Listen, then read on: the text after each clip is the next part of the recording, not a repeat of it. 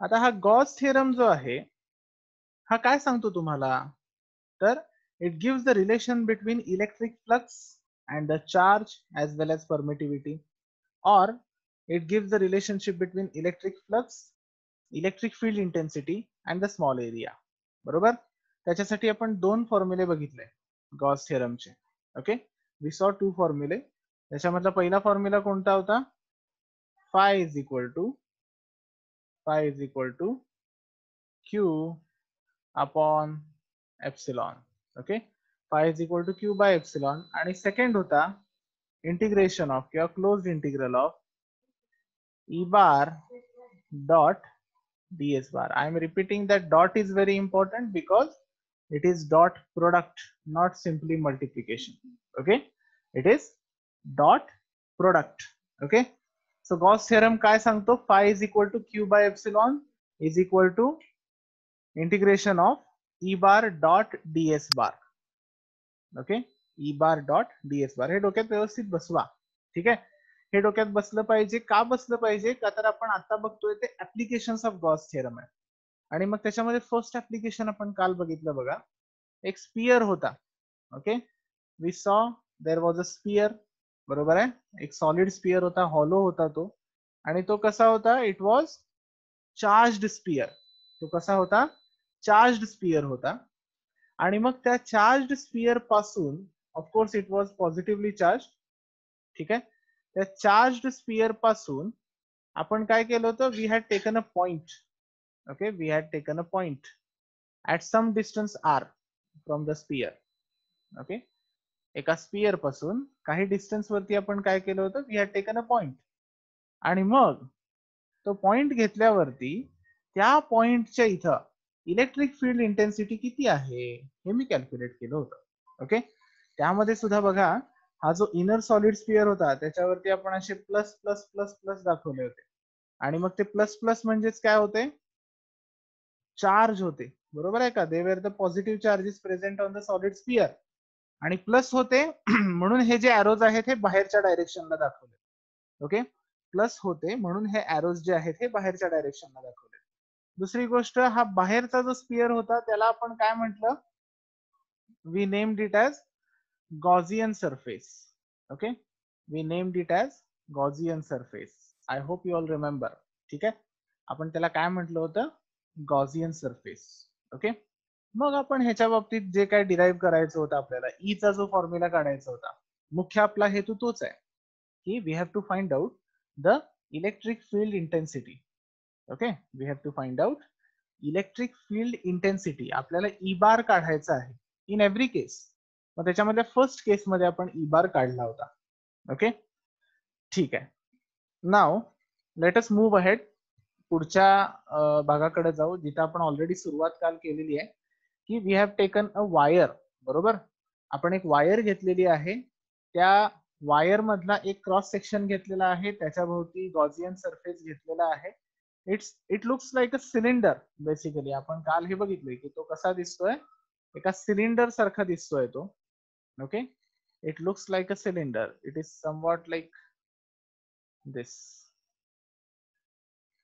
Okay, बघा, थोडासा मी प्रयत्न करतो तसा सिलेंडर तुम्हाला दाखवण्याचा आहे. बघा, it looks somewhat like this.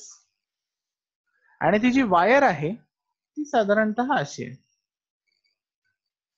Okay, the wire looks like this. ठीक आहे, सो तो जो गॉसियन सरफेस आहे त्याच्यावरती आपण एक पॉइंट घेतला होता बघा, आठवा. या इथे एक पॉइंट आपण घेतला होता आणि मग तिथला एक स्मॉल एरिया सुद्धा आपण काय केला होता?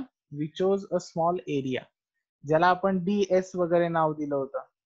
ओके, त्या स्मॉल एरियाला ds असं सर नाव दिलं होतं. हा, रेडियस मध्ये एवढा का फरक आहे?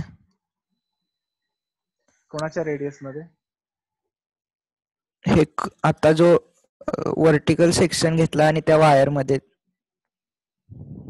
नाही नाही नाही, हा मी जो बाहेरचा दाखवलेला आहे दॅट इज गॉसियन सरफेस. लक्षात घ्या, पुन्हा पुन्हा मी सांगतो. Okay, this is Gaussian surface.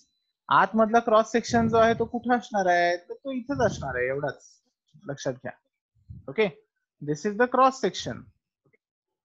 ठीक आहे, आणि हे जे मी बाहेर घेतलेलं आहे that is the Gaussian surface. Okay, त्या गॉसियन सरफेसच्या इथं मी तो पॉइंट घेतलाय, लक्षात घ्या. And that point was I guess P. बरोबर, मी पी हा पॉइंट घेतला होता तिथं. फाईन, लक्षात येते काय बोलतोय. So that is Gaussian surface, लक्षात ठेवा. हा, ओके. गॉसियन सरफेस का घ्यायचा मग सर? गॉसियन सरफेस घ्यायलाच पाहिजे असं काय नाहीये, पण ऍट सम डिस्टन्स तुम्ही फाइंड आउट केलं तर तुम्हाला रेडियस घेण्याचा स्कोप असतो. जर तुम्ही सरफेस वरतीच electric field intensity find out करणार असाल तर तुम्हाला एक्स्ट्रा रेडियस घेण्याचा स्कोपच मिळत नाही. आलं लक्षात. मग कोणताही गॉसियन सरफेस घेऊ शकता, whether it is 1 centimetre away, whether it is 10 centimetre away, और whether it is 1 metre away. पण गॉसियन सरफेस घेण्याचा फायदा काय आहे की जे डिस्टन्स स्मॉल आर असतं, तुम्ही जे काही डिस्टन्स घेता स्मॉल आर, ते तिथे घेण्याचा किंवा ते वापरण्याचा तुम्हाला फायदा मिळतो. ओके, आणि मुख्यतः आपल्याला सरफेस वरचा चार्ज तरी कॅल्क्युलेट करायचा आहेच आहे, पण सरफेस पासून लांब असताना आपण काय त्याला बाबा व्हॉट रिझल्ट अपियर, हे जास्त महत्वाचं आहे, हे लक्षात घ्या. ओके, म्हणून तिथं गॉसियन सरफेस वापरायचा. मग तो तुम्ही छोटा वापरा, मोठा वापरा, डझंट मॅटर. ठीक आहे. आता पुढे बघा, आपण काय करणार आहोत ह्याच्यामध्ये. काल आपण डिराईव्ह कुठपर्यंत केलं होतं, मला वाटतंय phi is equal to integration of E bar dot ds bar इथपर्यंत डिराईव्ह केलं होतं. त्याच्यामधलं कन्सिडरेशन आपण काय काय लिहिलेलं आहे ते तुमच्या समोर असेलच, काही प्रश्न नाही. पण डिराईव्ह काय काय केलं होतं ते मात्र आता आपण बघूया. ठीक आहे. आता बघा, ही वायर असल्यामुळे मी तुम्हाला काल सांगत होतो की वायर म्हणजे काय, तर एक लिनियर ऑब्जेक्ट कन्सिडर करायचा आहे. म्हणजेच वायर म्हणजे एक स्ट्रेट लाईन कन्सिडर करायची आहे आणि त्याच्यावरती आपण जी डेन्सिटी कॅल्क्युलेट करतो, ओके, त्याच्यावरती जी आपण डेन्सिटी कॅल्क्युलेट करतो, that density is called as linear density. त्या डेन्सिटीला काय म्हटलं जातं, लिनियर डेन्सिटी म्हटलं जातं. Okay, and I guess it is denoted by lambda. तुम्ही हे लिहिलं पण असेल, it is denoted by lambda.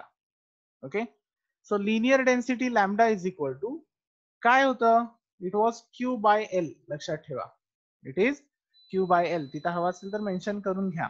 Okay, बघा तिन्ही मधला फरक. लिनियर डेन्सिटी असेल तर क्यू ला एल न डिवाइड करायचं. L is length. Okay, L is length. Surface charge density असेल, ओके, किंवा सरफेस डेन्सिटी असेल तर क्यू ला ए न डिवाइड करायचं. ए इज एरिया. ओके, क्यू ला ए न डिवाइड करायचं. ए इज एरिया. आणि व्हॉल्यूम डेन्सिटी असेल किंवा व्हॉल्यूम चार्ज डेन्सिटी असेल तर क्यू ला व्ही न डिवाइड करायचं, वेअर व्ही इज व्हॉल्यूम. लक्षात ठेवायचं. Okay, so these three things are very important to remember. जसं तुमच्या समोर जॉमेट्री येईल तसं तुम्ही ते वापरायचं असतं. आता लास्ट टाइम आपण काय बघितला, स्पियर बघितला, त्याच्यावरचा एक सरफेस कन्सिडर केला होता छोटा, म्हणून आपण तिथं सरफेस चार्ज डेन्सिटी वापरला. ओके, लास्ट टाइम आपण स्पियर कन्सिडर केला होता, ज्याच्यावरचा एक छोटासा सरफेस घेतला होता आणि म्हणून तिथं वापरलं सरफेस चार्ज डेन्सिटी. ओके, इथं आपण एक लिनियर ऑब्जेक्ट घेत आहोत. ओके, इथं आपण एक लिनियर ऑब्जेक्ट घेतोय आणि त्या लिनियर ऑब्जेक्ट वरचा छोटासा पार्ट चूज करतोय, म्हणून लिनियर चार्ज डेन्सिटी वापरायचं. ओके, म्हणून काय करायचं, लिनियर चार्ज डेन्सिटी वापरायचं. ठीक आहे. सिलेंडर वरती लिनियर चार्ज डेन्सिटी कशी काय. सिलेंडर बेसिकली एक लक्षात घ्या, एक मिनिट, आणखी एक डाऊट आहे. अच्छा, एरियाचं का नाही. ओके, आता एक लक्षात घ्या, जरी हा सिलेंडर फॉर्म झालेला असेल, तो कशापासून फॉर्म झालाय, it is form from a linear object first of all. Okay, तो कशापासून फॉर्म झालेला आहे, एका लिनियर ऑब्जेक्ट पासून फॉर्म झालेला आहे. आणि लिनियर ऑब्जेक्ट म्हणजे तुम्ही मुळात स्ट्रेट लाईन कन्सिडर करता. Okay, you are considering the linear object to be a straight line. So cylinder will be a part of that straight line, किंवा त्यातला तुम्ही जो स्मॉल पार्ट घेणार आहात, जिथं मी ज्याला डीएस म्हटलेला आहे, that will of course B a part of the straight line also. जरी गॉसियन सरफेस तुम्हाला दिसत असला तरी सुद्धा तो एक स्ट्रेट लाईन मुळेच तयार झालेला आहे, हे डोक्यात ठेवा. आणि मग त्यातला स्ट्रेट लाईन मधला छोटासा पार्ट घेत असताना I need to take length only, not area. ठीक आहे, तिथं मला लेंथच घ्यावी लागते, व्यवस्थित लक्षात ठेवायचं. ओके, आता पुढे बघा, लिनियर डेन्सिटी तुम्ही लिहून घेतला असेल. लिनियर डेन्सिटी लॅम्बडा सिम्बॉल काढा. ओके, उलटा y. Linear density lambda is equal to q upon l. Linear density lambda is equal to q upon l. Okay, दुसरी गोष्ट therefore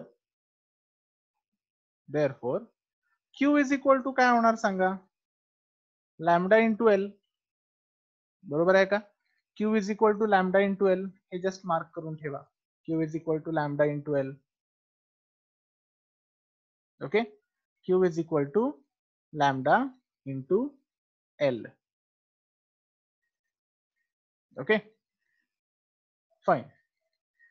आता बघा, now let me go for the definition of phi. Okay, that is electric flux. The electric flux by Gauss theorem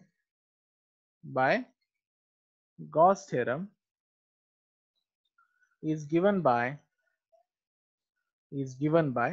phi is equal to, तुम्ही symbol लिहा, phi is equal to integration of, अर्थात तो line integral पाहिजे. Okay, phi is equal to integration of काय काय येणार बघा, e bar dot ds bar. Okay, e bar dot ds bar. If you are not understanding this, then I will write it over here. Phi is equal to integration of, okay, line integral दाखवायचं आहे, मी already सांगितलंय, e bar dot ds bar. Okay, हे लिहून घ्या. phi is equal to integration of e bar dot ds bar. Now the next thing. आता बघा, जसं काल आपण स्टेप्स केल्या, सिमिलर स्टेप्स फॉलो करा. जसं लास्ट लेक्चर मध्ये केले त्याच सिमिलर स्टेप्स फॉलो करा. म्हणजे आपण काय करणार आहे, तर हा जो डॉट प्रोडक्ट आहे त्याला पहिल्यांदा सुट करायचं. म्हणजे काय करायचं, e into ds into cos theta. Okay, e into ds into cos theta. ठीक आहे, म्हणजे तो तिथला जो डॉट प्रोडक्ट होता त्याला मी रिमूव्ह केला. ओके, आणि हे तुम्हाला माहिती आहे की डॉट प्रोडक्ट रिमूव्ह करत असताना कॉस थिटा मल्टिप्लाय होतो. ओके, ज्यांना माहित नाहीये त्यांनी लक्षात ठेवा, डॉट प्रोडक्ट ज्यावेळी असतो दोन व्हेक्टर्स मध्ये. ओके, आता बघा, मी ई च्या वरती सुद्धा बार लिहिलंय, ds च्या वरती सुद्धा बार लिहिलंय, याचा अर्थ ते दोन्ही सुद्धा व्हेक्टर्स आहेत. आणि ज्यावेळी दोन व्हेक्टर्सच्या मध्ये डॉट प्रोडक्ट असतो, that time to remove that dot product, तो डॉट प्रोडक्ट जर काढायचा असेल तर ते बार सुद्धा काढायचे, म्हणजे स्केलर लिहायचा, e इंटू ds लिहायचं आणि इंटू पुढं कॉस थिटा लिहायचा. Okay, e into ds into cos theta. Fine. Okay, आता बघा next thing.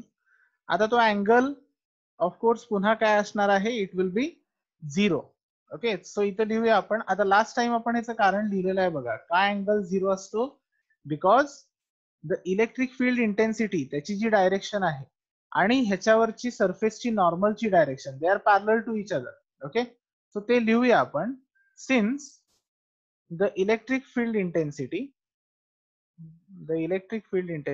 and the normal to the surface of Gaussian surface are parallel to each other, the angle between them is 0. Okay, बघा मी काय लिहिलेलं आहे, व्यवस्थित तुम्ही सुद्धा note down करून घ्या. Since the electric field intensity, okay, म्हणजेच ई बार ची जी डायरेक्शन आहे, and the surface of the Gaussian sphere, okay, and normal to the surface of the Gaussian sphere, they both are parallel to each other. Okay, they both are parallel to each other, आणि म्हणून त्यांच्यामधला angle जो आहे हा 0 आहे. Okay, त्यांच्यामधला angle जो आहे हा 0 आहे. इलेक्ट्रिक फील्डची डायरेक्शन काढून दाखवतो. आता हे बघा, असा, like this. Okay, the electric field will be like this, आणि नॉर्मल जो असतो तो आपण सहसा असा काढतो.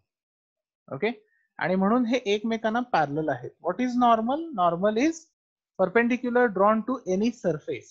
लक्षात ठेवा, नॉर्मल म्हणजे काय, एखाद्या सरफेसला ड्रॉ केलेला perpendicular. Okay, what is normal? Normal is perpendicular drawn to any surface. ठीक आहे. सो आय होप तुम्ही ह्या सगळ्या गोष्टी लिहून घेतलेल्या आहेत. ओके, पहिला linear density is equal to q upon l, त्याच्यानंतर q is equal to lambda into l. Therefore, electric flux by Gauss theorem is given by phi is equal to integration of E bar dot ds bar. त्याच्यानंतर phi is equal to integration of E ds cos theta. पण तो जो angle आहे तो आता आपण काय म्हणतो, इट इज 0. आणि आपल्याला काय माहिती आहे, ट्रिग्नोमेट्री आपण चांगली शिकलोय, आपल्याला येतं असं गृहीत धरूया.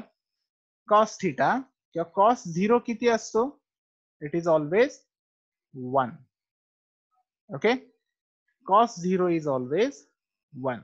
ओके, म्हणजे काय झालं, हा जो cos थिटा होता हा मात्र आता काय होणार आहे, 1 होणार आहे. कशामुळं, हा जो अँगल आहे हा 0 आहे. Okay, and so cos 0 is 1. आणि म्हणून काय होतंय बघा, phi is equal to, okay, phi is equal to integration of E into ds. Okay, phi is equal to integration of E into ds. Okay, पुन्हा कालच्या सारखी स्टेप. आता पहा, ई जो आहे, ओके, ई जो आहे तो कॉन्स्टंट आहे ना through out, it does not change. आणि म्हणून त्याला काय केलं, इंटिग्रेशनच्या बाहेर घेतलं. लक्षात ठेवा, जे जे कॉन्स्टंट असतं ते इंटिग्रेशनच्या बाहेर घ्यायचं. जसं मी काल सुद्धा बोललो, जे जे कॉन्स्टंट असतं ते इंटिग्रेशनच्या बाहेर घ्यायचं. Okay, so phi is equal to E into integration of ds. Okay, phi is equal to E into integration of ds. Phi is equal to E times integration of ds. Okay, आता ds जो आहे हा कशावरचा surface आहे, तर cylinder वरचा surface आहे. Okay, हा कशावरचा surface आहे, सिलेंडर वरचा सरफेस आहे. आता बघा, ज्यावेळी मी असे सिलेंडर वरचे छोटे छोटे छोटे छोटे सरफेसेस एकत्र करत जाईन, what will happen, what will happen, बघा, सिलेंडर वरचे जर मी छोटे छोटे असे सरफेसेस एकत्र करत गेलो तर I will get the curved surface area of the cylinder. बघा, बघू समजतंय का, I will get the curved surface area of cylinder. Okay, सिलेंडरचा कर्व्ड सरफेस एरिया मला मिळेल. ओके, लक्षात येते what is curved surface area, माहितीये का सगळ्यांना कर्व्ड सरफेस एरिया म्हणजे काय? असे कोण आहेत का ज्यांना कर्व्ड सरफेस एरिया माहिती नाहीये? ओके, नसेल तर मला मेसेज करा. ठीक आहे, सो आपण काय घेतो, सिलेंडरचा कर्व्ड सरफेस एरिया. ओके, मी फॉर्म्युला विचारत नाहीये, मी फक्त विचारतोय की तुम्हाला तो कन्सेप्ट माहिती आहे का. Okay, not exactly like disk. Okay, it is not exactly like disk, पण कर्व्ड सरफेस एरिया दिसतो कसा असं जर तुम्ही मला विचारलं, हा, तर असं समजा की तुम्ही एक पट्टी घ्या. ठीक आहे, एक पट्टी घ्या आणि ती पट्टी जर अशी फोल्ड केली, ओके, त्या पट्टीचा एक सर्कल तयार केला, तर ती जशी दिसेल ना, that will be the curved surface area of cylinder. Okay, that will be the curved surface area of a cylinder. या साधं सोपं म्हणजे आपल्या घरात जे पेंटचे डबे वगैरे असतात बघा, त्याचं झाकण आणि खालची बाजू जर काढली तर उरलेलं जे असतं that will be the curved surface area of cylinder. Okay, आणि त्याचा जो फॉर्म्युला आहे, कर्व्ड सरफेस एरियाचा जो फॉर्म्युला आहे, इट इज, हे ई आहे असं लिहिलं, it is 2 pi R L. Okay, it is 2 pi R L. It is 2 pi RL. Okay, so ही स्टेप लिहा, phi is equal to E times 2 pi RL. Okay, exactly like a hollow cylinder. Exactly.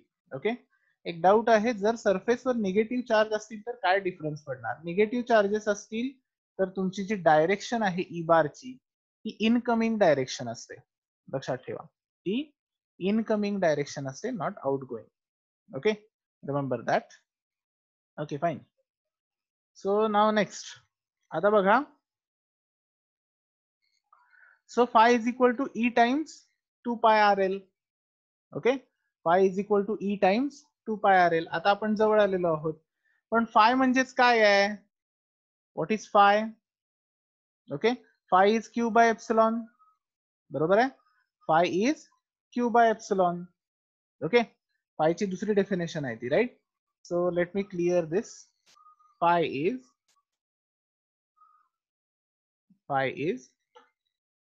Q by epsilon. म्हणजेच काय झालं बघा, q by epsilon is nothing but E into 2 pi r l. बरोबर आहे का. Q by epsilon is equal to E into 2 pi r l. Is that clear? Okay, हे सगळ्यांना clear आहे का. या फायच्या ठिकाणी मी फक्त ही त्याची व्हॅल्यू ठेवलेली आहे. ओके, हा जो क्यू बाय एप्सिलॉन आहे फाय इज इक्वल टू, हा मी इथं फक्त ठेवलेला आहे, बाकी काही नाही. ठीक आहे, आणि इथं ठेवल्यावरती मला हे मिळालं. Okay, is that clear.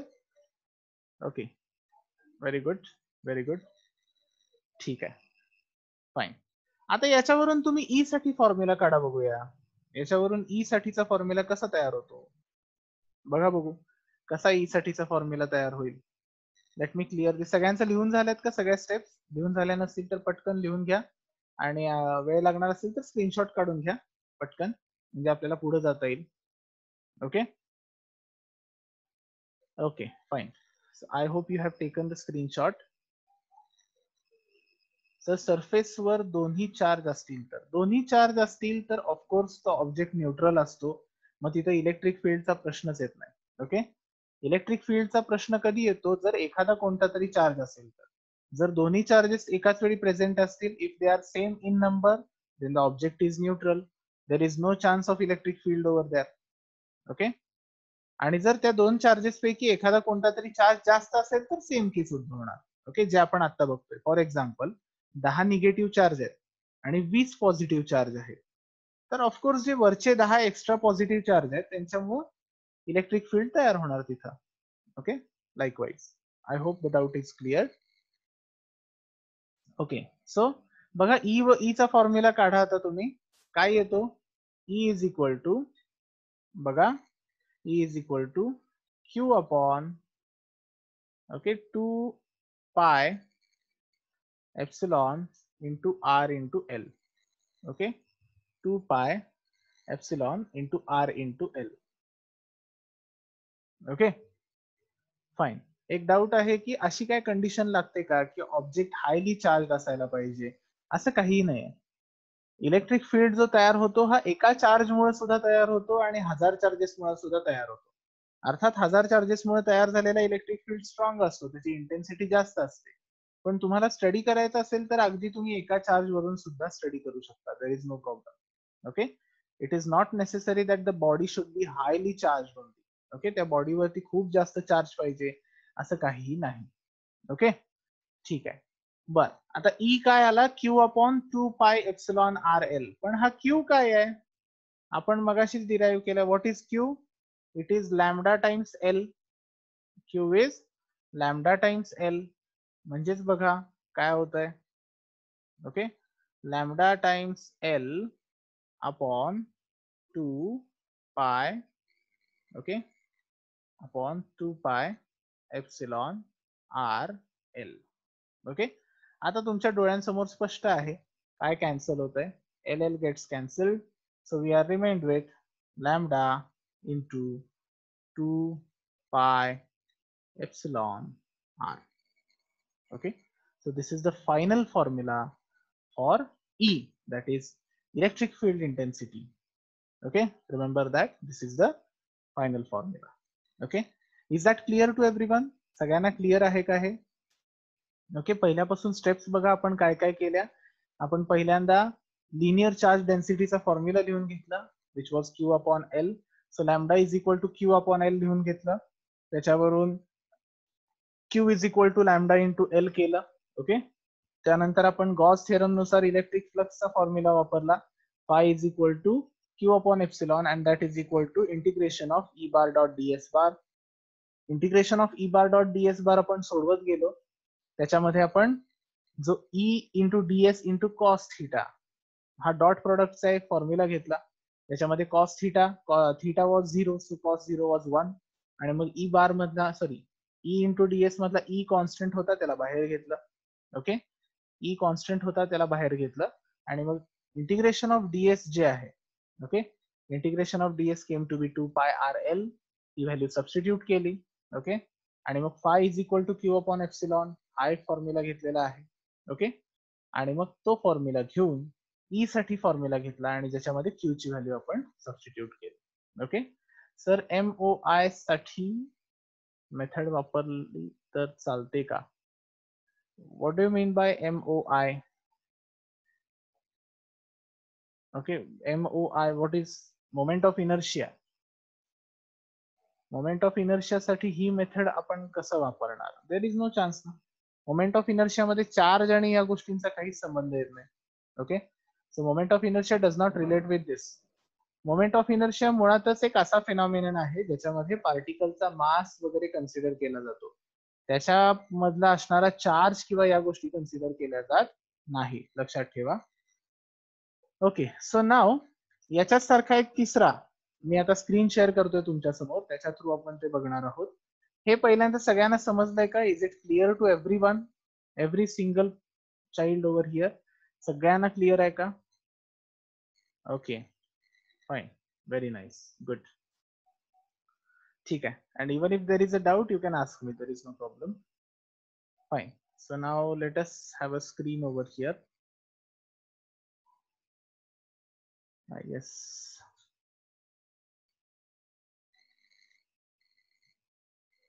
Intensity आणि मास कसं रिलेट करणार आपण? इलेक्ट्रिक फील्ड इंटेन्सिटी आणि मास मध्ये तुम्हाला रिलेशन फाइंड आउट करायचं म्हणजे कठीण आहे थोडं. तुम्ही चार्जच्या मास मध्ये रिलेशन लावू शकता. You can have relation between the mass of the charge and electric field intensity, but while considering particle in moment of inertia we do not consider any charge, आणि त्याच्यामुळे त्याचं ह्याचं रिलेशन लावणं थोडंसं कठीण जाईल इतकंच. Okay, fine. सो आपण आता काय करू, we will have the book over here.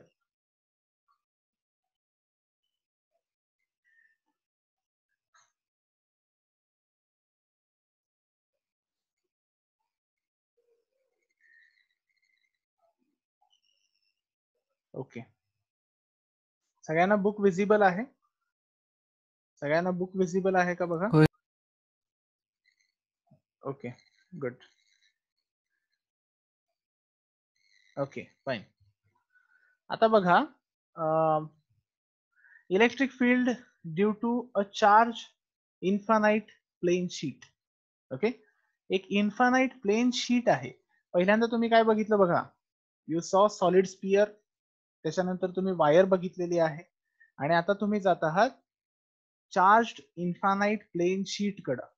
Okay, charged infinite plane sheet या गोष्टीचा अर्थ काय? प्लेन शीट पहिलं म्हणजे तुम्हाला समजायला पाहिजे. Okay, what is a plane sheet? जसा आपला कागद असतो, ओके, ड्रॉइंगचा जसा कागद असतो, that is a plane sheet, लक्षात ठेवा. Okay, that is a plane sheet. आणि मग त्या प्लेन शीट मध्ये त्या प्लेन शीट मुळे जो काय इलेक्ट्रिक फील्ड तयार होतो, what the electric field intensity जी काय तयार होते, ते आपल्याला आता बघायचं आहे. ओके, सो मी डायग्राम सांगतोय त्याप्रमाणे तुम्ही व्यवस्थित बघत चला. मी सगळ्या गोष्टी व्यवस्थित सांगतोय, एकदम नीट ऐकायच्या, आरामात समजतात. ओके, आपण काय करणार आहोत बघा, एक 2 पॉइंट इथं कन्सिडर करणार आहोत. We are going to consider a point P over here. Okay, इथं आपण हा पॉइंट पी कन्सिडर करणार आहात आणि इथं पॉइंट पी डॅश कन्सिडर करणार आहोत. Okay, we are going to consider 2 points over here. One is P and the other is P dash. Okay, one is P, the other is P dash. Okay, आणि ते दोन्ही सुद्धा त्या पेपरच्या opposite साइड्सला असतील, अशा पद्धतीने आपण ते कन्सिडर करणार आहोत. ओके, दोघांचं सुद्धा डिस्टन्स त्या चार्ज शीट पासून सेमच असलं पाहिजे. ओके, दोघांचं सुद्धा डिस्टन्स चार्ज शीट पासून सेमच असलं पाहिजे. ओके, आता आपण काय कन्सिडर करतोय पहा, की त्या चार्ज शीट भोवती किंवा त्या चार्ज शीट मधून या पार्टिकलच्या भोवती एक असा एक रॉड शेप्ड किंवा सिलेंडर शेप्ड अशी एक पाईप तयार होते, असं आपण कन्सिडर करतोय. Okay, why do we consider that? So that we get it easy to calculate the things. म्हणजे आता हे कन्सिडर करायचं अगदीच मुख्य कारण जर तुम्हाला सांगायचं झालं तर हा जो डीएस हा स्मॉल एरिया दिसतोय तुम्हाला, डीएस. ओके, माझा पॉइंटर दिसतोय का माऊसचा सगळ्यांना? म्हणजे मी जे इथं पॉइंटरनं पॉइंट करतो हे दिसतंय का सगळ्यांना? Okay, fine. तर हा जो डीएस आहे, ओके, हा जो डीएस आहे, हा डीएस म्हणजे काय आहे? स्मॉल एरिया आहे. बरोबर आहे? डीएस म्हणजे काय आहे? स्मॉल एरिया आहे. या पेपरवरचा स्मॉल एरिया घ्यायचा काय आणि मग तोच एक्सटेंड करून इथपर्यंत आणला काय. Both are the same things. बरोबर आहे? या पेपरवरती मी असा स्मॉल एरिया घेतला काय किंवा तोच एक्सटेंड करून असा पाईप सारखा इकडपर्यंत आणला काय. Both are same things. Okay, खरं तर या पाईपचा तसा काय रोल नाही, हे लक्षात घ्या. ओके, या पाईपचा तसा काहीही रोल नाहीये, पण तुम्हाला स्टडी करण्यासाठी सोपं जावं, ओके, म्हणून हे घेतलेलं आहे. फाईन. ओके, आता महत्वाचा पार्ट, आपण मुख्य ह्याच्याकडे जाणार आहोत, डेरिव्हेशन कडे. All the things are again the same. Okay, सगळ्या गोष्टी पुन्हा त्याच आहेत.